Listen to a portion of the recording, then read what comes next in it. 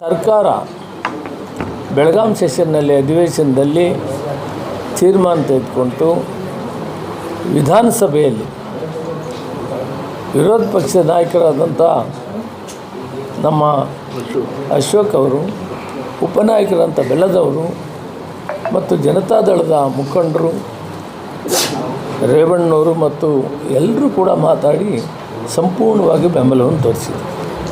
Unanimous ಆಗಿ ವಿಧಾನಸಭೆಯಲ್ಲಿ ಒಳ ಮೀಸಲಾತಿ ಬಿಲ್ಲು ಪಾಸಾಗಿದೆ.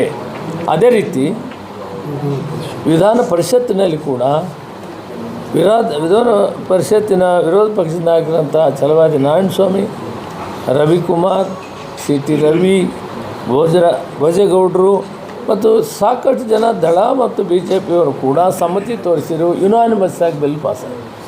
ಅಂದಮೇಲೆ ಕೆಲವು ಪ್ರಮೋಷನ್ ಬಗ್ಗೆ ಕೆಲವು ವಿಷಯಗಳನ್ನು ಅವರು ಸಜೆಷನ್ ಮಾಡಿದರು.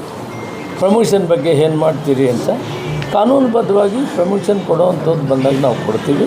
ಈಗ ಈ ಬಿಲ್ಲನ್ನು ಪಾಸ್ ಮಾಡಿ ಇದು ಆಗ್ತಾದ ಮೇಲೆ ಪ್ರಮೋಷನ್ ವಿಷಯ ನೆಕ್ಸ್ಟ್ ತಗೊಳ್ತೀವಿ ಅನ್ನೋ ಮಾತು ಕೂಡ ನಾವು ಸಭೆಯಲ್ಲಿ ಹೇಳಿದ್ದೀವಿ. ಈ ಮಧ್ಯದಲ್ಲಿ ಇನ್ನೂ ಕಾರಣ ಗೊತ್ತಿಲ್ಲ, ಅದಕ್ಕೆ ಉತ್ತರ ಹೇಳೋಕ್ಕಾಗಲ್ಲ. ಗೌರವಾನ್ವಿತ ರಾಜ್ಯಪಾಲರು ಬಿಲ್ಲನ್ನು ವಾಪಸ್ ಹಾಕಿರೋ ವಿಷಯದಲ್ಲಿ ನಮಗೆ ಇನ್ನೂ ಮಾಹಿತಿ ಇಲ್ಲ. ಮೀಡಿಯಾದಲ್ಲಿ ನೋಡಿದ್ದೀವಿ. ನಾಳೆ ಆ ಬಿಲ್ಲನ್ನು ನೋಡಿ ಅದಕ್ಕೆ ಉತ್ತರವನ್ನು ಕೊಡೋ ಕೆಲಸ ಮಾಡ್ತೀವಿ. ನಾಗಮೋಹನ್ ದಾಸ್ ಅವರ ಕಮಿಟಿ ಆಧಾರದ ಮೇಲೆ ನಾವು ಮಾಡಿದ್ದೀವಿ.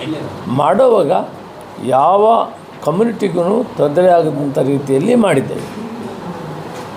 ಅಲೆಮಾರಿ ಜನ ಏನಿದ್ದಾರೆ ಮೋಸ್ಟ್ ಬ್ಯಾಕ್ವರ್ಡ್ ಅಂತ ನಾಗಮೋಹನ್ ದಾಸ್ ಅವರು ಹೇಳಿದರು. ಅವ್ರಿಗೂ ಕೂಡ ಅವರು ಪ್ರವರ್ಗ ಸಿನಲ್ಲಿ ಸೇರಿದ್ರೂ ಕೂಡ ಅಲ್ಲಿ ಅವ್ರಿಗೆ ಅವಕಾಶ ಆಗುತ್ತದೆ ಟೆಕ್ನಿಕಲ್ಲಾಗಿ ಮಾಡ್ತೀವಿ.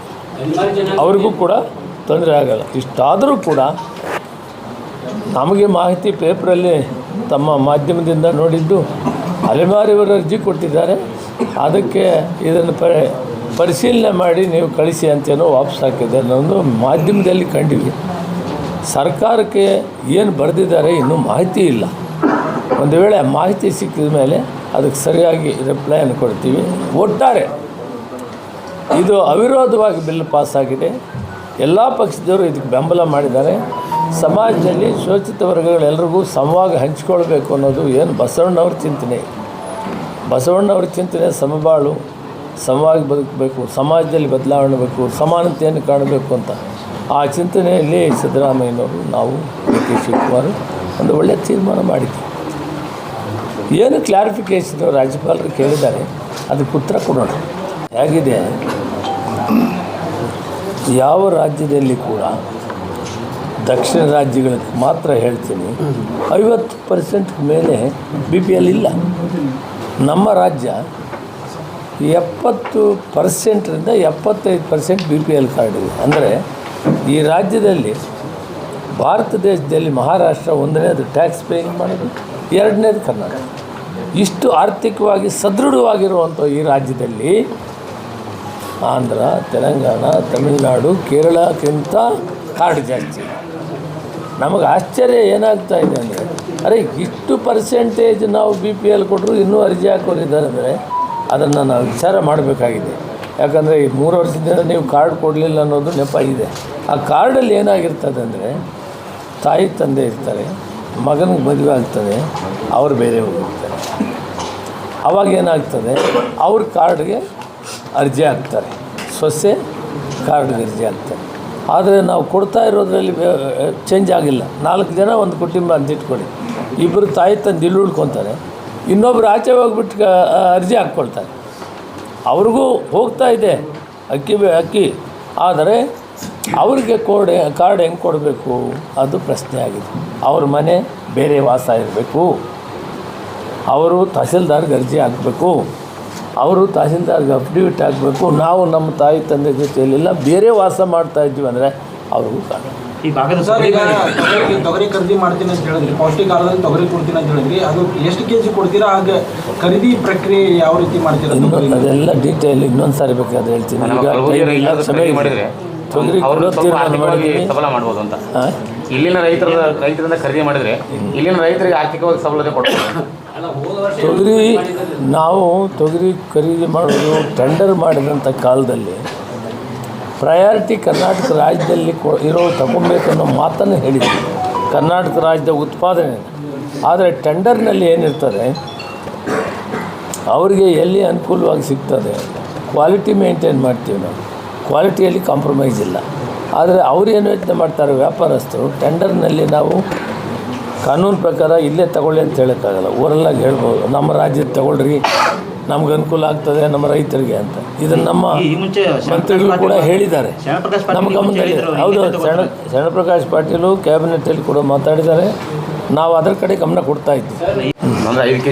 5 ಕೆ ಜಿ ಇರ್ತದೆ, ಅದರಲ್ಲಿ ಜೋಳ ಮತ್ತು ಅಕ್ಕಿ ಇರ್ತದೆ, ದಕ್ಷಿಣದಲ್ಲಿ ರಾಗಿ ಮತ್ತು ಅಕ್ಕಿ ಇರ್ತದೆ. ಇದು ನೇರವಾಗಿ ಕಾಮನ್ನಾಗಿ ಇಡೀ ರಾಜ್ಯದ ಉದ್ದಗಲಕ್ಕೂ ಕೂಡ ಬೇಳೆ, ಎಣ್ಣೆ, ಉಪ್ಪು, ಸಕ್ಕರೆ 5 ಕೆ ಜಿ ಅಕ್ಕಿ ಬದಲು ಇದನ್ನು ಹಾಂ ಅದಲ್ಲ, ಜೋಳ ಮತ್ತು ಅಕ್ಕಿ 5 ಕೆ ಜಿ ಏನಿದೆ ಅದು ಮೊದಲಿನಿಂದ ಕೇಂದ್ರ ಸರ್ಕಾರದಿಂದ ಕೊಡುವಂಥದ್ದು. ಬರೀ ಅವ್ರಿಗೆ ಸೇರಿಕೊಡ್ಬೇಕು, ಅವರು ಕೊಡೋದನ್ನು ಕೊಡ್ತೀವಿ. ನಾವು ಕೊಡ್ತಾ ಇದ್ದೀವಲ್ಲ, ಕರ್ನಾಟಕ ರಾಜ್ಯ ಸರ್ಕಾರ ಮಾನ್ಯ ಮುಖ್ಯಮಂತ್ರಿಗಳು ಘೋಷಣೆ ಮಾಡಿದ್ದು 5 ಕೆ ಜಿ ಅಕ್ಕಿ ಕೊಡ್ತಿದ್ವಲ್ಲ, ಕೊಡ್ತೀವಿ. ಹೆಚ್ಚು ದಿನ 1-2 ದಿನ DBT ಮಾಡಿದ್ವಿ. ಆಮೇಲೆ ಕೇಂದ್ರ ಸರ್ಕಾರ ಅಕ್ಕಿ ಅವ್ರ ಹತ್ರ ಹೆಚ್ಚಾಗಿ ಸ್ಟಾಕ್ ಇತ್ತು. ಮೊದಲು ಕೇಳಿದಾಗ ಕೊಡಲಿಲ್ಲ, ನಿಮಗೆಲ್ಲ ಗೊತ್ತಿದೆ. ಆವಾಗ ಹಣ ಅವರ ಅಕೌಂಟಿಗೆ ಹಾಕಿಬಿಟ್ಟಿವಿ. ಈಗ ಇಷ್ಟು ದಿನ ಈಗೂ ಕೂಡ ಕೇಂದ್ರ ಸರ್ಕಾರ ಕೊಡ್ತಾ ಇದ್ದಂಥ ಅಕ್ಕಿ ನಾವೇ ಕೊಂಡುಕೊಂಡು ಕರ್ನಾಟಕ ರಾಜ್ಯ 5 ಕೆ ಜಿನ ಕೊಡ್ತಾಯಿದ್ವಿ. ಇತ್ತೀಚೆಗೆ ಅಕ್ಕಿ ಸದುಪಯೋಗ ಆಗ್ತಾ ಇಲ್ಲ ಅಂತ ಭಾವನೆ ಆದಮೇಲೆ ಇವಾಗ ಅದನ್ನು ನಾವು ಬೇಳೆ ಎಣ್ಣೆ ಕೊಡೋ ತೀರ್ಮಾನ ಮಾಡಿದ್ವಿ. ಕಳೆದ 3 ವರ್ಷದಿಂದ ಯಾವುದೇ ಹೊಸ ರೇಷನ್ ಕಾರ್ಡಿಗೆ ಅಪ್ಲಿಕೇಶನ್ ಆಕ್ಸೆಪ್ಟ್ ಮಾಡ್ತಾ ಇಲ್ಲ. ಹೊಸಬ್ರು ಯಾವುದೋ ರೇಷನ್ ಕಾರ್ಡ್ ತೊಗೋಬೇಕಂದ್ರೆ ಒದ್ದಾಡ್ತಾ ಇದ್ದಾರೆ. ಆರೋಗ್ಯಕ್ಕೆ ವಿಷಯಕ್ಕೆ ಬಂದಾಗ ನಾವು ಓಪನ್ ಮಾಡಿದಾಗ ಸುಮಾರು 2.5 ಲಕ್ಷದಿಂದ 3 ಲಕ್ಷ ಕಾರ್ಡ್ ಬಂದಿದೆ. ಅದನ್ನು ಪ್ರಕ್ರಿಯೆ ಶುರು ಮಾಡಿದ್ವಿ. ಎಷ್ಟು ಕಾರ್ಡು ಅದರಲ್ಲೇನಿ ಹೆಲ್ತ್ಗೆ ಸಂಬಂಧಪಟ್ಟಿದ್ದೆಲ್ಲ ಓಪನ್ ಮಾಡಿದಾಗ, ಲಾಗಿನ್ ಓಪನ್ ಆದಾಗ ಬೇರೆಯವರೆಲ್ಲ ಹಾಕಿದ್ದಾರೆ. ಆ 3 ಲಕ್ಷ ಕಾರ್ಡ್ ವಿತರಣೆ ಮಾಡಿದ ತಕ್ಷಣ ನಾನು ಅಸೆಂಬ್ಲಿಯಲ್ಲಿ ಕೂಡ ಹೇಳಿದ್ದೀನಿ, ಇದು ಪರಿಷ್ಕರಣೆ ಆದಮೇಲೆ ಓಪನ್ ಮಾಡ್ತೀವಿ. ಯಾವಾಗ ಆಗ್ಬೋದು ಅಂತ 3 ವರ್ಷದಿಂದ ಕಾಯ್ತಾ ಇದ್ದಾರೆ, ಯಾವಾಗ ಆಗ್ಬೋದು? ಮೋಸ್ಟ್ಲಿ ನೆಕ್ಸ್ಟ್ ಮಂತ್ ಆಗ್ಬೋದು. ಎಷ್ಟು ಪೆಂಡಿಂಗ್ ಇವ ಸರ್? ಪೆಂಡಿಂಗ್ ಗೊತ್ತಾಗಲ್ಲ, ಅರ್ಜಿ ಹಾಕಿದ್ರೆ ತಾನೆ. ಈಗ ಪೆಂಡಿಂಗ್ ನಮ್ಮ ಹತ್ರ ಇರೋ 3 ಲಕ್ಷ ಇದೆ. 3 ಲಕ್ಷ ಪರಿಷ್ಕರಣೆ ಮಾಡ್ತಾಯಿದ್ವಿ. ಈ ತಿಂಗಳು ಜನವರಿ ಎಂಡೊಳಗಡೆ ಅದು BPL ಎಷ್ಟು ಬರ್ತದೆ, APL ಎಷ್ಟು ಬರ್ತದೆ ಅಂತ ಸ್ಕ್ರೂಟ್ನಿ ಮಾಡ್ತಾರೆ. BPL ಅವ್ರಿಗೆ ಕೊಡ್ತಾರೆ, APL ಅಕೌಂಟ್ಗೆ ಹಾಕ್ತಾರೆ. ಈ ಇನ್ಕಮ್ ಟ್ಯಾಕ್ಸ್ ಕಟ್ಟೋದಕ್ಕೆ BPL ಕಾರ್ಡ್ ತೊಗೊಳ್ತಾ ಇದ್ದಾರೆ, ಅದ್ರ ಬಗ್ಗೆ ಏನಾಗಿದೆ, ಇನ್ಕಮ್ ಟ್ಯಾಕ್ಸು ಅವರು ಕೊಟ್ಟಿರೋ ಆಧಾರದ ಮೇಲೆ ನಾವು ಗೈಡ್ಲೈನ್ಸ್ ಮಾಡಿದ್ವಿ. 5 ಗೈಡ್ಲೈನ್ಸ್ ಇದೆ. ಆ 5 ಗೈಡ್ಲೈನ್ಸ್ನಲ್ಲಿ ಏನಾಗಿದೆ, ಯಾರು ರೆಗ್ಯುಲರ್ ಇನ್ಕಮ್ ಟ್ಯಾಕ್ಸ್ ಪೇ ಮಾಡ್ತಾರೆ ಅವ್ರಿಗೆ ನಾವು ತೀರ್ಮಾನ ಮಾಡಬೇಕು. ಯಾರು ಸರ್ಕಾರಿ ನೌಕರಿ ಇದ್ದಾರೆ ಅವರಿಗೆ ಅವಕಾಶ. ಒಬ್ಬ ಕುಟುಂಬದಲ್ಲಿ 7.5 ಎಕರೆ ಜಮೀನಿದ್ದರೆ ಅವ್ರಿಗೆ ಅವಕಾಶ ಇಲ್ಲ. ಸ್ವಂತ ಕಾರು, ಟ್ಯಾಕ್ಸಿ ಓಡಿಸೋದಲ್ಲ, ಟ್ರ್ಯಾಕ್ಟ್ರು ಅಲ್ಲ, ವ್ಯಾನು ಅಲ್ಲ, ಅವೆಲ್ಲ ಜೀವನೋಪಯೋಗಕ್ಕಾಗಿ ಬಾಡಿಗೆ ಇದ್ದಾರೆ, ಅವಿಲ್ಲ. ಸ್ವಂತ ಕಾರಿರೋ ಶಕ್ತಿ ಇದ್ದಾರೆ ಅಂದರೆ ಅವ್ರಿಗೆ ಅವಕಾಶ ಇಲ್ಲ. ಈ ರೀತಿ ನೌಕರಿ ಇದ್ದಾರೆ ಮನೆಯಲ್ಲಿ ಅವ್ರಿಗೆ ಅವಕಾಶ ಇರಲ್ಲ. ಯಾಕಂದರೆ 1,20,000 ಮೇಲೆ ಬಿಟ್ಟು ಉಳಿದವ್ರಿಗೆಲ್ಲನೂ ನಾವು ಕೊಡ್ತೀವಿ. ಇನ್ನೊಂದು ಪರಿಷ್ಕರಣೆ ಶುರು ಮಾಡಿದ್ದೀವಿ. ಮನೆ ಕಟ್ಟೋದಕ್ಕೆ ಇನ್ಕಮ್ ಟ್ಯಾಕ್ಸ್ ತೋರಿಸೋದು, ಬೇರೆ ಬೇರೆ ಇದಕ್ಕೆ ಇನ್ಕಮ್ ಟ್ಯಾಕ್ಸ್ ತೋರಿಸೋದನ್ನು ಎನ್ಕ್ವೈರಿ ಮಾಡ್ತಾಯಿದ್ವಿ. ಒಂದು ವೇಳೆ ಅವರು BPLನಲ್ಲೇ ಬಂದು ಲೋನ್ ತಗೊಳ್ಳೋಕ್ಕಾಗಿ ನೀವು ಇನ್ಕಮ್ ಟ್ಯಾಕ್ಸ್ ತೋರಿಸಿದರೆ ಅದು ಪರಿಶೀಲನೆ ಮಾಡಿ ಮತ್ತೆ ಅವ್ರಿಗೆ ಕೊಡಬೇಕು ಅನ್ನೋದನ್ನು ಡೈರೆಕ್ಷನ್ಸ್ ಕೊಟ್ಟಿದ್ದೀವಿ. ಆ ಕೆಲಸವನ್ನು ಮಾಡ್ತೀವಿ. Real income tax regular payment ಮಾಡಿರ್ತಾರಲ್ಲ ಇನ್ಕಮ್, ಅವ್ರಿಗೆ ಮಾತ್ರ ಇದನ್ನು ವಹಿಸ್ತಾರೆ. ಜಮೀನು 7.5 ಎಕರೆ ಇರೋರಿಗೆ ಅನ್ವಯಿಸ್ತಾರೆ. ಸರ್ಕಾರಿ ಕೆಲಸದಲ್ಲಿರೋರಿಗೆ ಆ ಕುಟುಂಬದಲ್ಲಿ ಕೊಡೋಕ್ಕಾಗಲ್ಲ. ಸ್ವಂತ ಕಾರ್ ಇಟ್ಕೊಂಡಿದ್ರೆ ಇಲ್ಲ, ಇಂಥವಿದೆ. ಈಗ 3 ವರ್ಷದಿಂದ ಬಂದಿಲ್ಲ ಅವಕ್ಕೆ. ಹೊಸ ಏನೋ ಕಾರ್ಡ್ಗಳು 45 ಲಕ್ಷ ಕಾರ್ಡ್ಗಳು ಅರ್ಥ ಮಾಡ್ಕೊಳ್ಳಿ. ಹೊಸ 45 ಲಕ್ಷ ಕಾರ್ಡ್ಗಳೇನೋ ರಿಜೆಕ್ಟ್ ಆಗಿವೆ ಅಂತ ಕೇಳ್ತಾ ಇದ್ದಾರೆ. ಇಲ್ಲ, ಯಾವಾಗಿಲ್ಲ ರಿಜೆಕ್ಟ್ ಮಾಡೋಕ್ಕೆ ಗೊತ್ತಿಲ್ಲ. ಕೇಂದ್ರ ಸರ್ಕಾರ ಮಾಡಿದರು, ಐಡೆಂಟಿಫೈ ಮಾಡಿದರು ಕೇಂದ್ರ ಸರ್ಕಾರ. ಹೌದು, ಕೇಂದ್ರ ಸರ್ಕಾರ 7.5 ಲಕ್ಷ ಕಾರ್ಡನ್ನು ಐಡೆಂಟಿಫೈ ಮಾಡಿದೆ. ಅವರು BPL ಅಲ್ಲ ಅಂತ ಹೇಳಿದ್ದಾರೆ. ಅವರೇ ಸರ್ವೆ ಮಾಡಿರೋ ಪ್ರಕಾರ ಅವ್ರಿಗೇನು ಇನ್ನೂ ನಿಲ್ಲಿಸಿಲ್ಲ. ನಾವು ಸರ್ಕಾರಕ್ಕೆ ಅದನ್ನು ನಾವು ಕೂಡ ಸ್ಕ್ರೂಟ್ನಿ ಮಾಡಿ ಅವ್ರು ಏನು ಕೊಟ್ಟಿದ್ದಾರೆ 7.5 ಲಕ್ಷ ಇವರು BPL ಅಲ್ಲ ಅಂತ ಹೇಳಿದರೆ ಅದನ್ನು ನಾವು ಕೂಡ ಸ್ವಲ್ಪ ಸ್ಕ್ರೂಟ್ನಿ ಮಾಡಿ ಅದನ್ನು ಪರೀಕ್ಷೆ ಮಾಡಿ ಆಮೇಲಿನಿಂದ ತೀರ್ಮಾನ ತಗೊಳ್ತೀವಿ.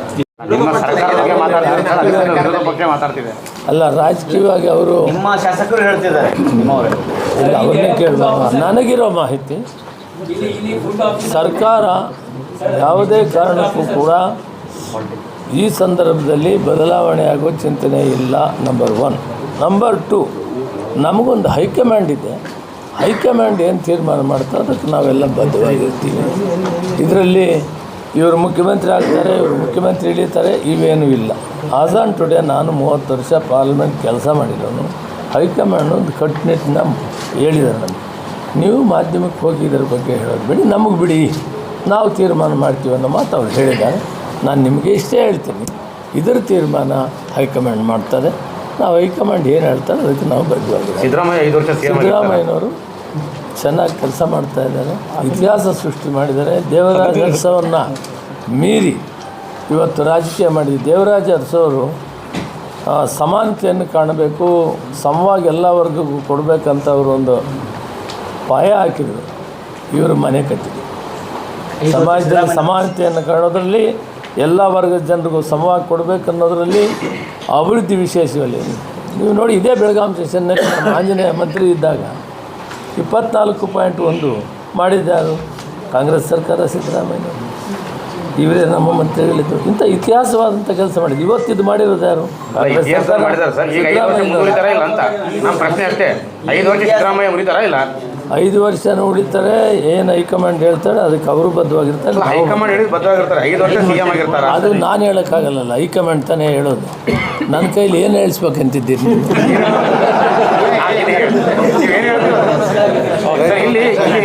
ಒಳ್ಳೆ ಕೆಲಸ ಮಾಡ್ತಾ ಇದ್ದಾರೆ, ಅವರು ಮುಂದುವರಿತಾರೆ ಅಂತ ಹೇಳಿದ್ದೀನಿ ನಾನು. Thank you. ಹೈಕಮಾಂಡ್ ಮಾಡ್ತಾರೆ. ನಮಗೆಲ್ಲ ಧನ್ಯವಾದ, ಕ್ಷಮೆ. ಇಲ್ಲಿ ಆಹಾರ ಇಲಾಖೆ ಉಪನಿರ್ದೇಶಕರು ಸಣ್ಣ ಸಮಸ್ಯೆ. ಆಹಾರ ಇಲಾಖೆ ಉಪನಿರ್ದೇಶಕರು ಟ್ರಾನ್ಸ್ಫರ್ ಮಾಡಿದ್ದಾರೆ. ಅವ್ರು ಏನಾಯಿತು ಗೊತ್ತಾಗಲಿಲ್ಲ. ಅವ್ರನ್ನ ವಿನಾಕಾರಣ ತೆಗೆದ್ರು ಅಂತಂದರೆ ಅವ್ರದ್ದು FIR ತಂದು ಇಲ್ಲಿ ಕೂಡಿಸಿದ್ರು. ಪರಿಶೀಲನೆ ಮಾಡ್ತೀನಿ. ಅದೆಲ್ಲ ಕಮಿಷನರ್ ಲೆವೆಲ್ನಲ್ಲಿ ನಡೀತದೆ. ನೀವು ನನ್ನ ಗಮನಕ್ಕೆ ತಂದಿರಿ, ನಾನು ಅಟೆಂಡ್ ಮಾಡ್ತೀನಿ. ಕ್ಷಮೆ ಇರಲಿ. ಇನ್ನೊಂದು ಸಾರಿ ಮನೆಗೆಲ್ಲ